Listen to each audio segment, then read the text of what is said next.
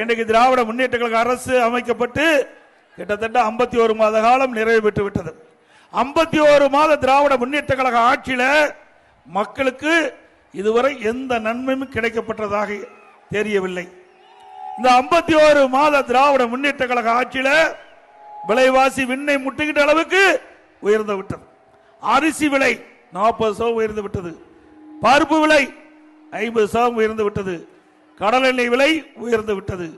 இன்றைக்கு ஏழை எளிய மக்கள், இந்த பகுதி நிறைந்த பகுதி தொழிலாளிகள் கடும் பாதிப்புக்கு உள்ளாகின்ற அளவிற்கு விலைவாசி உயரை விண்ணை முட்டுகின்ற அளவுக்கு உயர்ந்திருக்கின்றது. இதை கட்டுப்படுத்த இந்த திராணியற்ற அரசால் முடியவில்லை.